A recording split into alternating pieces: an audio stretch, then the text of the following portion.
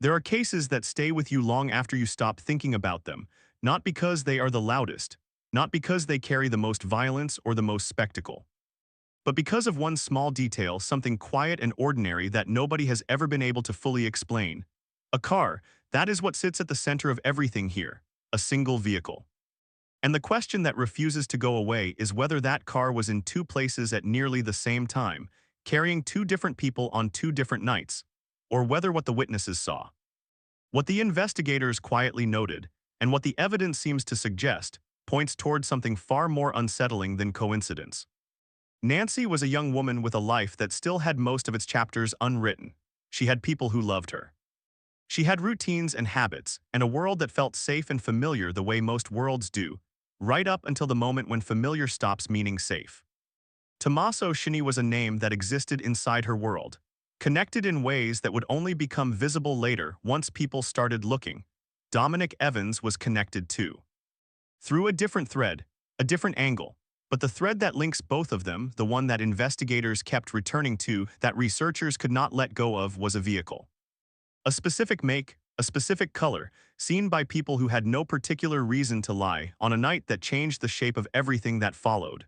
Nobody has been able to prove it was the same car. Nobody has been able to prove it was not. And that gap, that quiet, unresolved space sitting between what is known and what is only suspected, is where this entire story lives.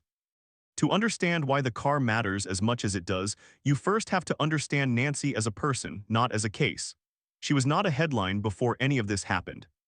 She was someone who existed in the texture of ordinary life, the kind of life most people move through without thinking about it too much. She had her circle, her comfort zones, the places she returned to, and the people she trusted without question. That is what makes what happened so genuinely difficult to sit with. It did not happen somewhere distant and unfamiliar. It happened close to faces she recognized, close to a world that felt like hers. And that closeness, that awful proximity, is part of what has kept this case alive in the minds of the people who have followed it. The neighborhood where Nancy lived carried that particular quality. Certain places have a quiet without being isolated, familiar without being closed off. The kind of place where people feel settled enough to let their guard down just slightly more than they probably should, where a new face might be noticed but not immediately questioned. Tommaso Cioni had been present in her life for some time before any of this came apart. Those who knew him have described a man who could be genuinely warm, someone easy to be around in the right moments, but who carried something underneath that warmth, a tension that would surface and then retreat, surface and retreat, without ever fully resolving. Nothing that announced itself as dangerous, nothing that would have made someone stop and think to be afraid. People who spent time around both of them have said, in the way that people always say these things afterward, that there were moments that felt slightly off. Small things. But in the middle of ordinary life, small things are easy to set aside. That is almost always how it goes with the details that matter most. Dominic Evans occupied a different corner of this picture. His connection to Nancy was less direct, more peripheral from the outside, the kind of connection that looks circumstantial until you place it against everything else. And then it stops looking circumstantial at all. In cases like this one, the peripheral figures, the ones who seem almost accidental at first glance, have a way of becoming something much more central the longer you look.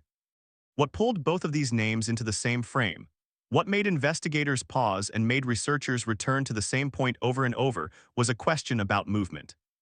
About where people were during a specific window of time.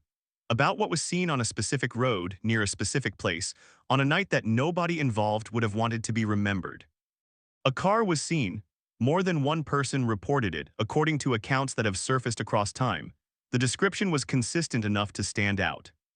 And when those details were placed alongside what was already known about the vehicles connected to the people in this story, something happened. Not a conclusion, not an accusation. A question formed, quiet but persistent. Could it have been the same car? That question has no clean answer. But the search for one reveals something true about cases like this. How evidence sometimes sits in plain sight without anyone drawing the line between points. How connections exist long before anyone thinks to look for them. And how something as ordinary as a vehicle can become the axis around which an entire investigation quietly turns.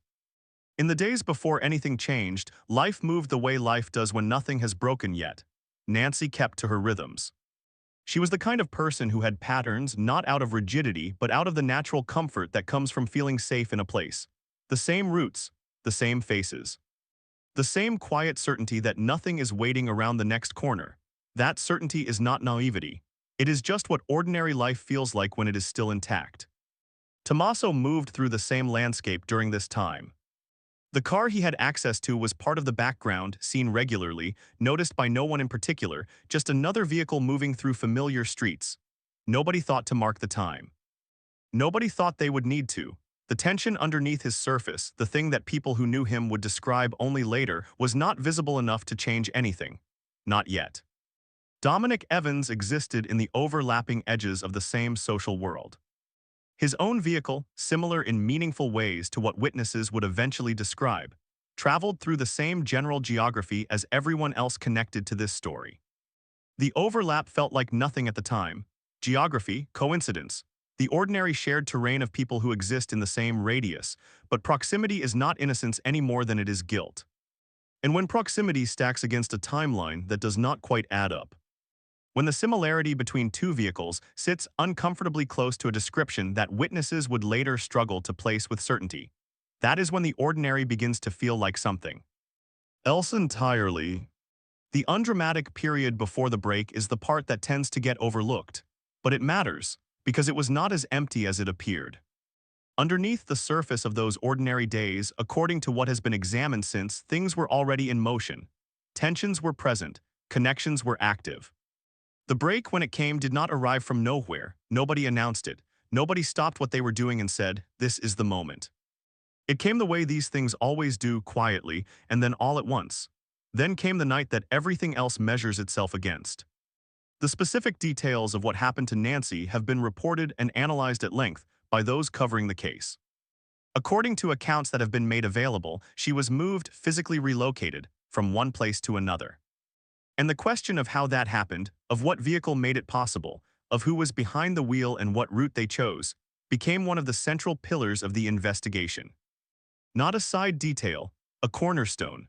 Multiple people came forward in various accounts given over time to describe a car seen in the area that night. The description that emerged was specific enough to be useful: a make, a color. A general profile distinct enough that it lodged itself in the memories of people who would not normally have remembered a passing vehicle at all. The human mind does not catalog cars. It catalogs things that feel wrong. Something about that car on that night felt wrong to the people who saw it. That is worth holding on to.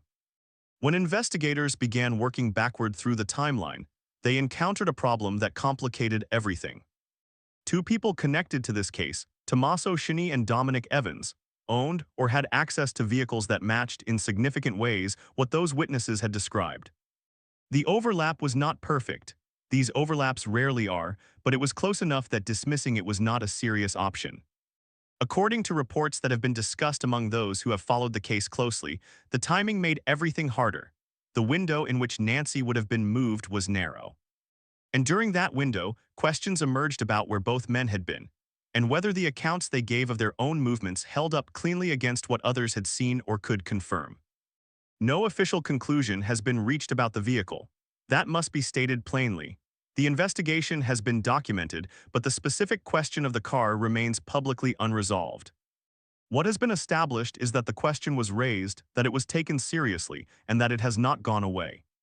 Because witnesses do not remember cars unless something about those cars demanded to be remembered. The parallel nature of this case is what makes it so resistant to a clean resolution.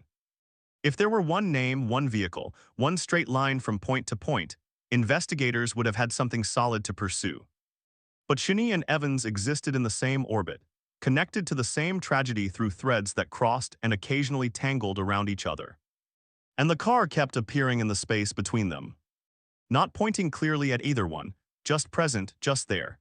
Questions have been raised carefully and without conclusion about the nature of the connection between both men. Whether they were coordinating in any way, whether their actions, if connected to the events at all, were parallel or intersecting.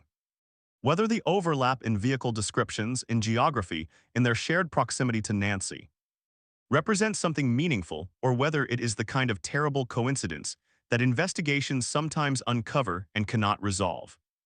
According to what has been publicly reported, investigators examined both men. The scrutiny landed differently on each, different intensity, different evidentiary framing, but it landed on both. What emerged from that examination was not a clean story. It was a layered one, full of moments where accounts did not quite match. Full of gaps in timelines that required painstaking attention to navigate, and in those gaps, the car kept appearing. Researchers who have spent time with the available material have noted that the vehicle description given by witnesses does not belong obviously and exclusively to either man. It is broad enough to apply to more than one possibility, and specific enough to rule out most others. It exists in that frustrating middle ground where certainty is genuinely out of reach, but where suspicion, reasonable and grounded, is not. Suspicion that attaches to two people instead of one does something particular to a case. It creates a stillness, a paralysis. Because without a definitive direction, without the line pointing cleanly one way, everything stays suspended.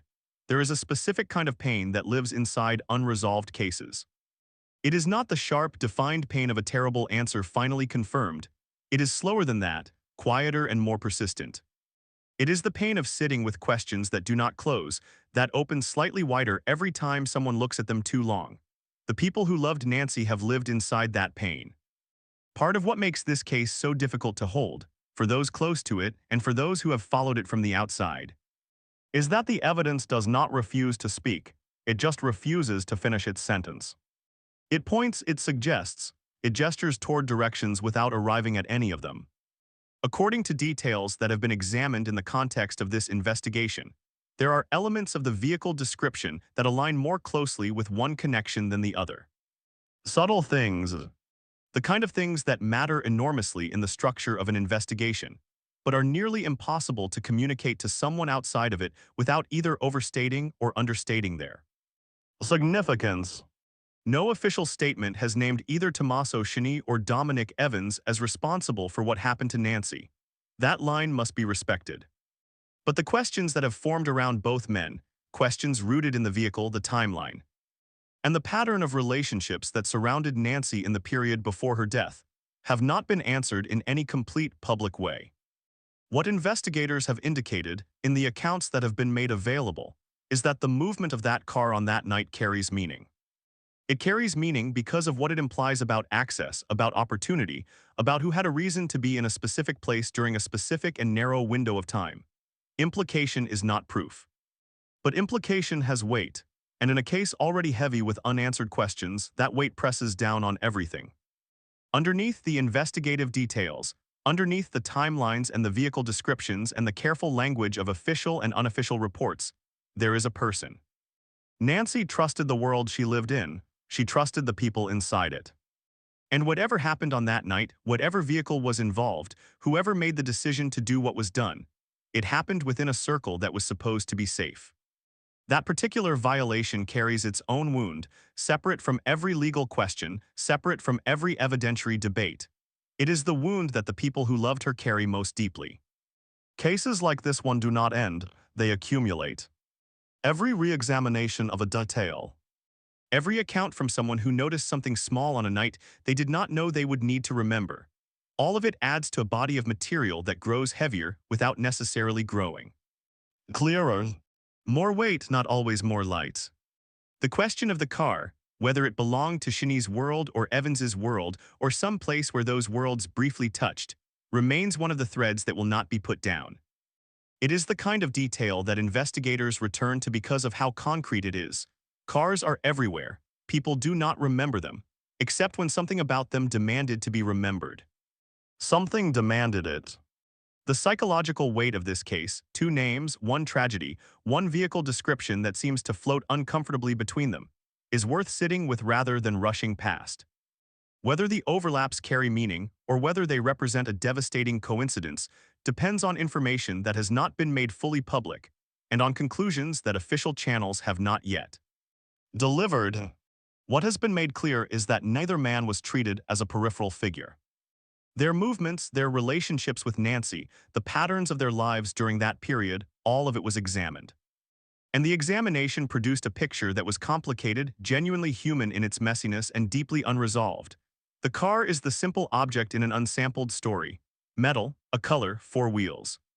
Something that can be described, that can be placed in a location, that exists in the physical world in a way that most of the other elements of this case do not. That is why it anchors so much. When everything else in a case lives in the realm of interpretation and uncertainty, a physical object becomes something to hold onto. Whether holding onto it leads somewhere is the question that remains. Some stories do not resolve because the truth is hidden. They stay open because by the time all the pieces are gathered, the picture they form is still missing something. A corner, a center. Something just out of frame that changes the meaning of everything already visible. This is one of those stories. Nancy was more than the circumstances of her death. She was a person who existed fully, who had relationships and dreams and days that were worth something entirely apart from the tragedy that ended them.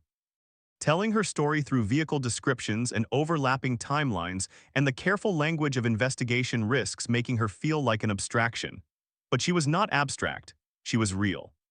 And what happened to her happened because of real decisions made by real people in the real world she trusted. Tommaso Cioni and Dominic Evans remain figures in this story whose full roles have not been publicly and definitively established. Questions have been raised. Investigators have examined what could be examined. Accounts have been compared.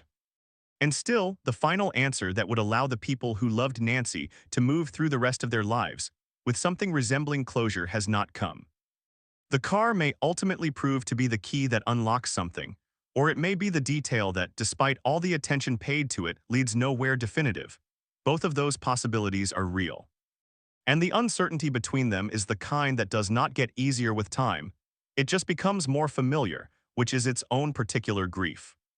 What lingers after sitting with everything this case contains is a feeling that the truth is present somewhere inside it, not concealed behind some elaborate design, just present, quiet.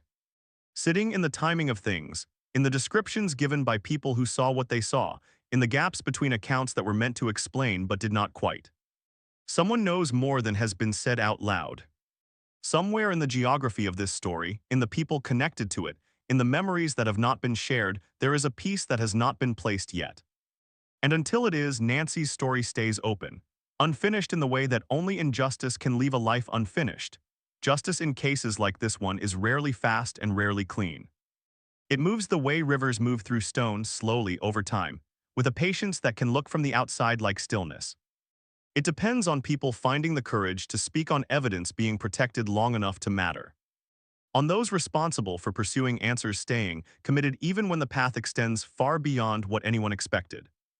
The hope, the only real one available here, is that this particular path has not yet reached its end. If this story has stayed with you, sit with that for a moment and ask yourself why.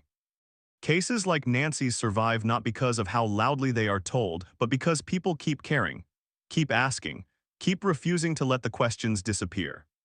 If something here has moved you, if you have thoughts about the car, about the connections, about what still feels unresolved, share them. These conversations matter more than they might seem to. And if you want to stay with stories told with this kind of care, honest, unhurried, and weighted with the gravity they deserve, consider subscribing. There are more stories waiting to be told the right way.